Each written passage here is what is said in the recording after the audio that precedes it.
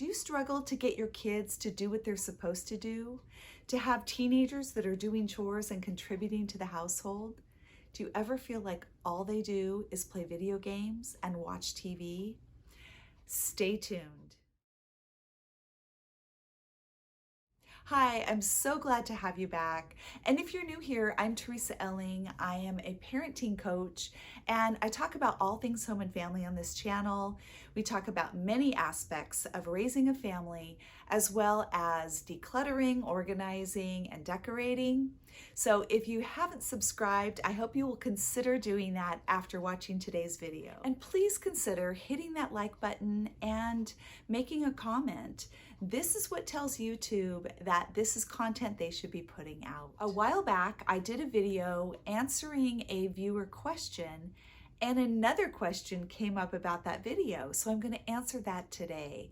The video was on what to do when your teenager won't clean up after themselves. And I talked about one option of basically fining them or having them pay for someone else in the home to have to clean up their mess.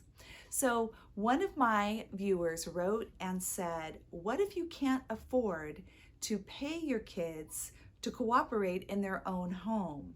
My son doesn't work because that's not part of the culture where I live. He's great in school, but at home he only plays video games. I'm a single mother of 3.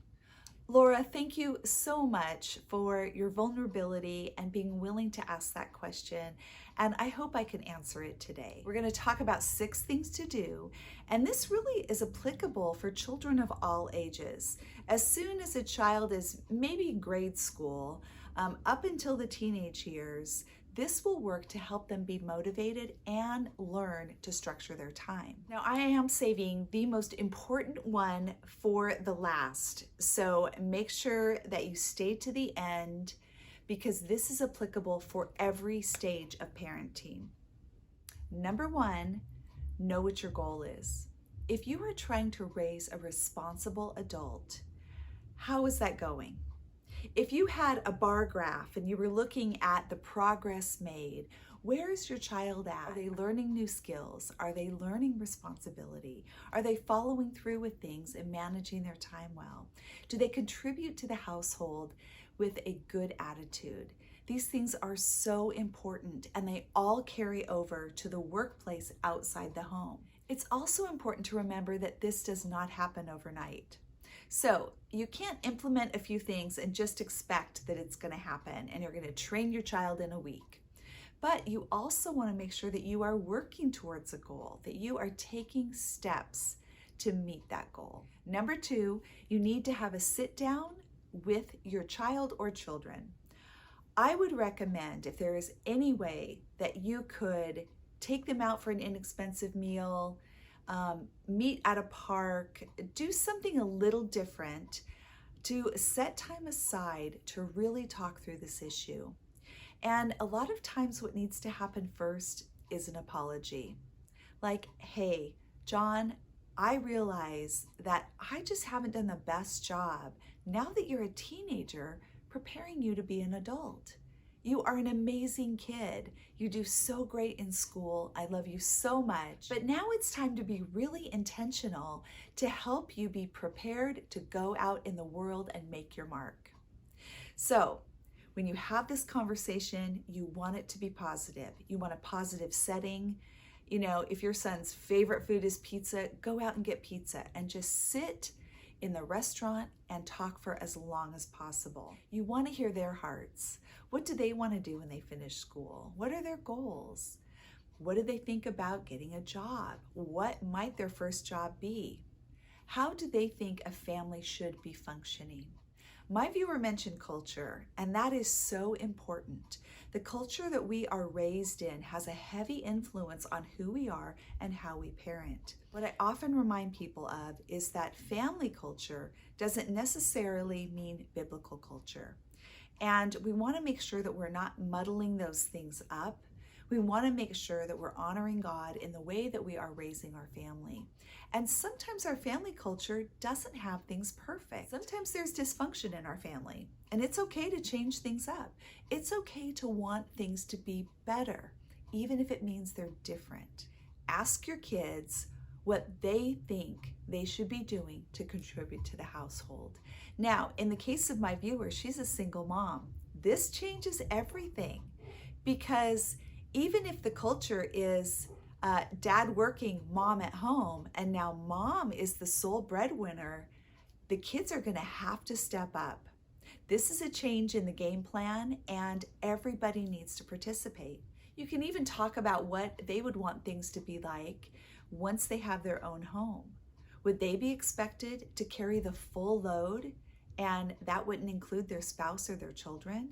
I don't think they would like that very much. From here, you might want to get a little more specific about ways that they could contribute. What types of chores do they like to do? What are they willing to do? What would they prefer not to do if given the choice? Let them know that things are going to be changing in your home. This is because you love them, you want the best for them, and you want mutual respect in the home. This is so important. Teenagers want to be acknowledged, they want to be respected, they want to be given choices, but they have to show respect in return, and the family needs to work together. Number 4, you are going to sit down and make a schedule. You are going to take all the ideas that your kids had, the things that you know you want, and you're going to begin to figure out, how can we distribute the load? I typed up a couple of ideas as far as how you could set schedules and chores for your family. First one is chore of the day. This is a way that you can have your child contribute, but it's not mundane and boring. There's a different chore every day that they're going to do. Of course, you have to make sure that you are training your child how to do each one of these things, specifically what you want and what you don't want. If your child is a little resistant to this idea because it's all new, let's say they've never had any chores, I would probably start with your basic maybe morning and evening routines or after school routines, like I'm going to show you in a minute. And then I would add the chores, maybe one a day each week, add another one on until you get the full week.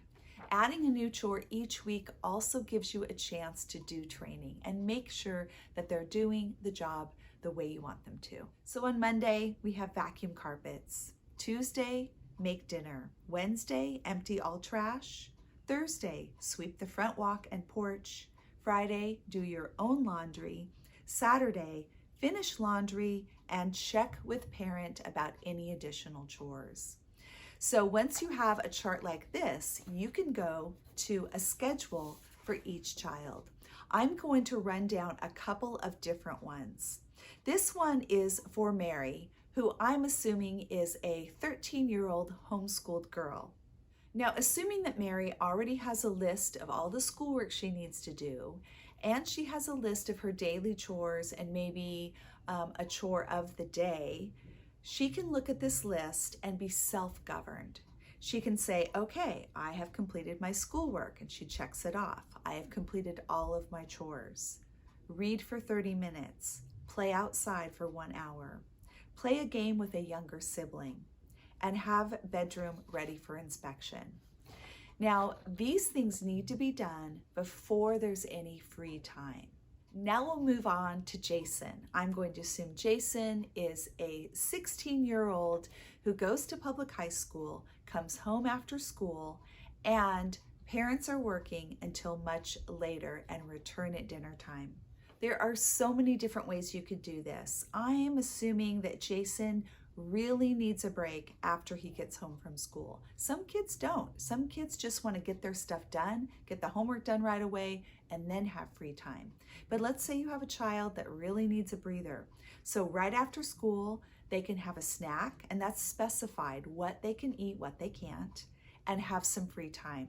Free time options are to rest, to read, go outside, watch one episode of a show, or maybe listen to music or play a board game.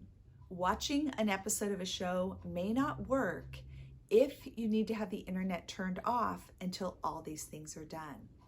So the list of things that need to be completed and checked off are to text mom and dad. So maybe you require that Jason texts you as soon as he gets home from school. And then after his snack, the kitchen needs to be clean. His room needs to be clean. Now, if he tidied it in the morning before he went to school, It's done. He doesn't have to worry about it. This is where you begin to see children's individual preferences and personalities. And when do they work the best? Are they night owls? Do they work better in the morning? So when I'm doing a room check, I remind my kids, hey, you work better at night. Get your room cleaned at night before bed, and you are taken care of in the morning. If your child is better in the morning, say, hey, wake up 15 minutes earlier, get your room clean in the morning.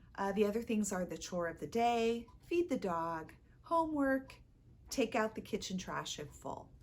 Now, this can completely change according to what works for you and what things need to be done in your home. But this will just give you some ideas. After the list is complete, text mom for permission to use the internet, gaming, watch TV, or leave the house. So at this point, you're going to have them connect with you again to say, Mom, I've done everything on my list. Can I play video games?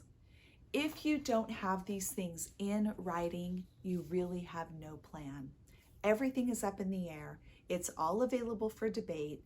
You're going to end up nagging and arguing over whether things are done or not. Number 5, you need to follow up, which means when you come home, you actually need to inspect the things that were done. You need to make sure the homework's done. You need to check and make sure the chores were done properly. If they weren't, your child needs to come in and redo them. Now, what happens if your child lies? What happens if they just don't do their chores or they have a bad attitude? Well, in that case, you might not be able to find them if they don't have a lot of money that they're working with. But you can give them extra chores and you can take away privileges. And we hate to do that as parents, but either we mean what we say and we say what we mean, or this is all just fluff. It's all just trying to manipulate our child to do something when we have no intention of following up and making sure that we're actually training them. If you are nagging, if your anger is rising, you are not allowing the consequence to do its job. There has to be a consequence if they choose not to do these things, or if they're yelling or arguing with you. Now, it's one thing if your child feeds the dog and kind of makes a mess and spills water on the floor. You might just say, hey, could you go clean up the water, please? And it's that simple. It's different if there's an attitude of defiance, because we do not ever allow that in our homes, not without addressing it. So these things also have to be done with a respectful, good attitude, not grumbling or complaining, not yelling, not being dishonoring in any way. I often reminded my teenagers that I was the first boss that they were going to have, and they needed to keep that in mind in case they were applying for a job and needed me for a reference. How would I recommend them? Would I say that they are a diligent hard worker, that they're a team player, that they have a great attitude? If not, that wouldn't be a very good recommendation. That also gives your teens something to work towards if they do want to apply for a job outside the home. I would encourage that. If you feel like you just have such a tight budget that you can't do any type of allowance, I would really encourage your children to get some sort of work. Let's say that you live in a big city in an apartment building. You might allow your children to take around flyers to the neighbors they know, offering to do housework, to walk pets. Maybe you live in a neighborhood where they could mow lawns. They could bake cookies and sell them. There are so many options of things that they can do to get them going on business prospects. And then when you see that they're being responsible, you can encourage them to get a job outside the home. If you get to that point, make sure that you watch my series on raising financially responsible children. I will link that below in the description box. So if your child doesn't complete a chore, but they checked it off, they not only have to go back and do that chore, they need to do another chore as well. If they have a bad attitude doing that, they're going to need another chore. Now, make sure that you aren't throwing this out with anger and as a punishment. Make sure everyone is calm and you say, hey, what is the consequence if you don't do these chores? Or you check them off, but you never completed them. Let them answer. Let them tell you, well, I'm supposed to have an extra chore. Yes. So then when you enforce that, it doesn't feel so much like you are forcing a punishment on them and that you're angry. When we use anger with children, especially teenagers, they view that as a double punishment. You're grounding me and you're mad. And they know that we shouldn't be angry and we shouldn't be arguing with them. They know that we should be the adults in the relationship and we should be able to control our temper. And when we don't, they prefer to focus on our bad behavior rather than theirs. And so then they are not at a place of having a soft heart, recognizing their wrongdoing. They shift the focus to us, and it usually doesn't go well. So maintain your calm exterior, even if you're screaming on the inside, and gently remind them, well, there's going to need to be a consequence. What will that be? Number 6, get help if you need it. Enlist the help of family, friends, and neighbors. Maybe you need a neighbor to check in and make sure that your child isn't leaving the house. Maybe you can't take a text or call at work, but they need to call a grandparent to say, hey, I've completed my list and now I'd like to use the internet, or I would like to play video games. Also, what if you're not tech savvy? This is my biggest issue, and I am so grateful that I'm not raising teenagers right now. It is a hot mess out there, and we need to be so guarded and so careful about allowing our children to have unrestricted use of the internet. I highly recommend that if your teens have a smartphone, that it has filters on it. Your computers at home have filters where you get a report of what's being searched and what's being watched. I want to go over 3 resources that can help your family. First is the Hope Line. This was started by Dawson McAllister, who was on the radio when I was a young adult, and they cover so many topics that are relevant to teenagers and young adults. There's also Covenant Eyes, which is online accountability for porn. And again, they have amazing resources, articles that you can access immediately, and incredible reviews. And then there's Fight the New Drug. This is a non-religious, non-political, nonprofit group that exposes the dangers of pornography. I highly encourage you to look into these resources for your family. You may have realized that I skipped number 3, and here it is, the most important point. You are the parent. You have the power. You have control of the remote, control of the internet, control of the car. And because of that, you do have power. Now, this is not power to be abused. This is in a loving relationship with a child with mutual respect, wanting their best, where what we do is out of kindness and love. But sometimes it's a tough love. So often parents tell me, I don't know what to do. Like, my kid's just on their phone all the time. Take away their phone. Well, then they'll have a complete fit.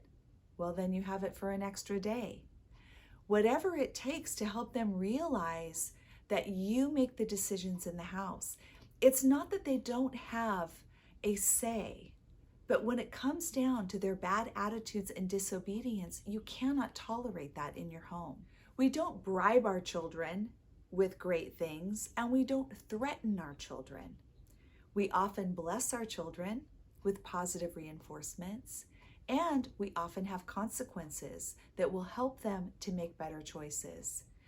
But you get to make these decisions, and you get to do everything in your power to help your child want to obey, want to succeed, want to cooperate. When I teach parenting classes, when I tell parents your child should be charging their phones in your room, or the internet should be shut off at night, or you need to have the password to your child's phone and permission to go on it and look at anything you want anytime. Parents say to me, what if I can't get my child to give me their passcode? Well, then they are going to give you their phone. They will not have a phone. And if they can't have a good attitude and repent for that behavior, they're not going to get it back. Again, you control that. Now, we had a contract. This is a totally different subject. Let me know below if you're interested in a video about this, but phone contracts are essential. Our children had to pay for their own phones and their own service, but we still got to dictate how they used their phone. And that is so important. So please remember that. You not only have a voice, you have the voice that is so, so important in your teenagers' lives. I know that you can do this. If you do have more questions, please comment below or send me an email or contact me through social media. I would love to help in any way that I can. Thank you so much for joining me today on The Peaceful Home. Have a great day.